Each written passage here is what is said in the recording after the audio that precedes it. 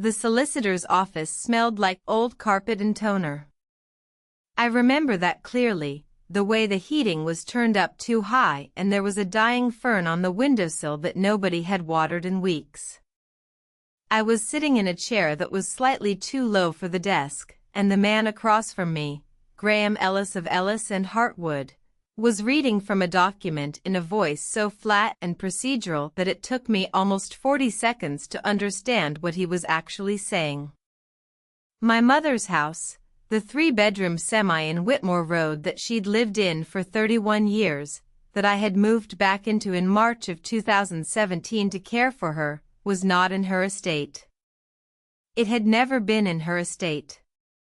Not on the day she died. There was a detail buried in what Graham read out that I didn't fully understand that afternoon, a date on a deed of transfer that wouldn't mean anything to me for another 3 weeks, not until I found something in a sympathy card. The rest of the session lasted maybe 25 minutes. I signed some forms. Graham offered me water in a small plastic cup. My brother Daniel sat 2 seats to my left and said almost nothing, just nodded occasionally at things Graham said, the way you nod when you already know what's coming. I noticed that. I filed it somewhere I couldn't yet reach.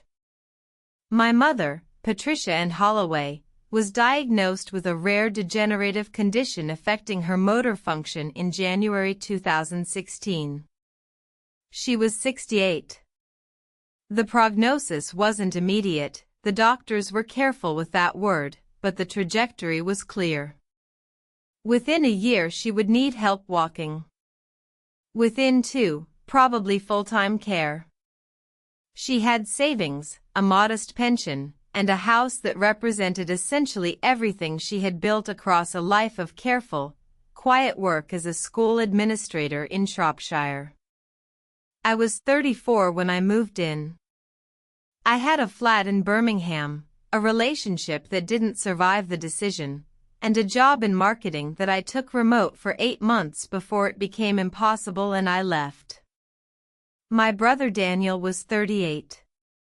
He lived 40 minutes away in Telford with his wife, Cara, and their 2 kids. He visited on Sundays. Sometimes.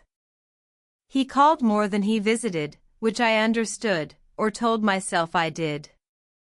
For 6 years, I was the one who managed her medication schedule, the laminated chart on the fridge, updated every time something changed. I was the one who drove her to the Freeman Hospital in November 2019 at 4 a.m. when her breathing changed in a way that frightened me. I bathed her. I learned how to manage her pain without over-medicating. I learned the difference between distress and discomfort and fear, because they all look similar from the outside but they require completely different responses. I learned how to be someone's entire world without losing yourself, and then I didn't learn that last part, and I lost myself anyway, slowly, between 2018 and 2021, in a way I'm still trying to account for. Daniel's visits became less frequent from about mid-2019. I told myself he was overwhelmed, that watching his mother deteriorate was harder for him because he wasn't there daily, and so each visit was a fresh confrontation with how much she'd changed. I gave him that. I gave him a lot of things I shouldn't have. What I didn't know, what I had no way of knowing, was that from early 2020, he had started visiting on days I wasn't there. Weekdays. While I was at the pharmacy or the supermarket, or the one afternoon a week I gave myself to walk somewhere that wasn't Whitmore Road. Mum died on the 14th of February 2023. That's not symbolic, it's just when it happened. I was with her. Daniel arrived 40 minutes after, and he held her hand and he cried, and I believed those tears completely because I had no reason not to. The funeral was the 22nd. 43 people came to the church on Ashwell Lane. Afterwards, in my mother's kitchen, Daniel made a pot of tea and put his hand on my shoulder and said we'd figure everything out together. I believed that too. The solicitor appointment was the day after the funeral. And then I found out. The house was already in his name. Had been for 11 months. The will, the one my mother had made in 2014, the one I had seen, the one that left the house to both of us equally, had been replaced. In April 2022, my mother had signed a new will. Everything to Daniel. The house. The savings account. The small investment portfolio her father had left her. Everything. I sat in that low chair and I read the date on the deed of transfer, March the 9th, 2022, and I felt something happen to my body that I don't have a clean word for. Not anger. Not grief. Something that sits below both of those. Like the floor had moved.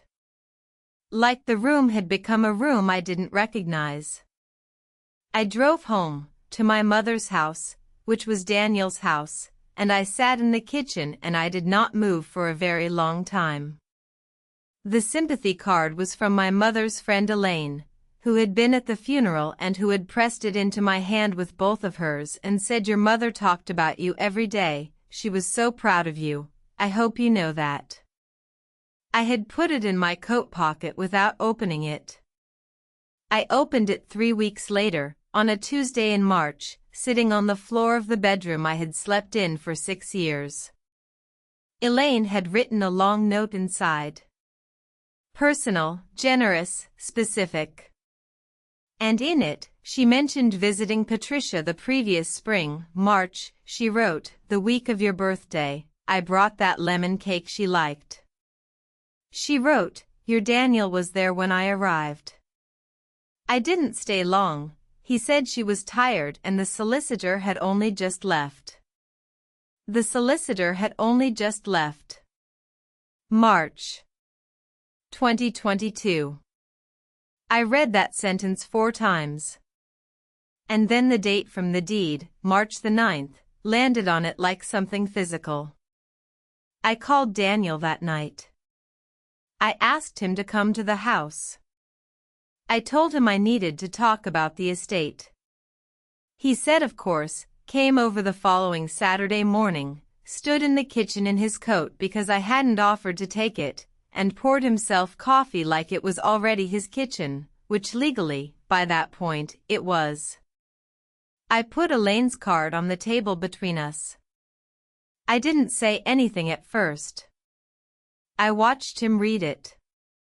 I watched the specific moment. There is a specific moment, in anyone's face, when they realize what is actually happening, and I watched it move through him. A slight stillness. The coffee cup set down a little too carefully. "I need you to explain to me," I said, "why a solicitor was at this house on the 9th of March 2022, when Mum could not reliably remember what month it was, and why you were here on a weekday and why you didn't tell me." He started with the word look. He always starts with that word, like he's granting you permission to understand him. "Look, Ratch. Mum wanted to do this. It was her decision. She was concerned about, she had concerns about the future of the property, and she wanted to make sure." "She had concerns," I said. "She had concerns. She asked me to arrange it." "She asked you?" "Yes." "Daniel, in March of 2022, Mum thought the Prime Minister was still Tony Blair. She asked me 3 times in 1 week if Dad was coming home for dinner. Dad has been dead for 16 years. I kept my voice even. I had decided before he arrived that I would keep it even. You took a woman who could not hold a conversation for more than 15 minutes without losing the thread of it, and you sat her in front of a solicitor, and you told her to sign something." He said it wasn't like that. I asked him what it was like. He said she had good days. There it was. The thing that people say when they need the thing they did to be survivable as a memory. She had good days. Maybe she did. Maybe on one of those good days he had driven over on a Tuesday morning and sat across from her with a patient voice and a reasonable face and told her something. I don't know what he told her. That I was planning to sell the house. That I had been managing her money carelessly. That he was worried. That he just wanted to protect her. I don't know what he said and I will never know, because she is gone and he has never told me, not really, and in that silence I have had to construct the shape of it myself. I want you to understand something, I said. I want you to hear this clearly. I gave up 6 years of my life for her. I gave up my flat. I gave up a relationship. I gave up my income. I was the one here every single morning, and I was the one holding her hand when she was frightened, and I was the one next to her bed the night she died. And you drove over on a Tuesday when I was out, and you took all of it. He said that Mom had wanted to reward him for everything he'd done over the years. I asked him to leave. He left. He took the coffee cup to the sink and rinsed it, and he left. I contested the will. I spent 14 months and most of my savings on solicitors who were politely honest about how difficult these cases are to win without documented medical evidence of incapacity at the specific moment of signing. The case didn't go in my favor. The judge found that while my mother's cognitive decline was well documented, the assessment conducted on the day of signing met the legal threshold. Daniel kept everything. He sold the house in October of last year for £380,000. I know because I drove past the estate agent's board. I think about the fern in Graham Ellis's office sometimes. How it was dying slowly in a room where nobody was paying attention to it, and how it had probably been dying for weeks before anyone noticed it was gone. I spent 6 years being my mother's whole world. And it turned out the whole world was worth nothing the moment I left the room.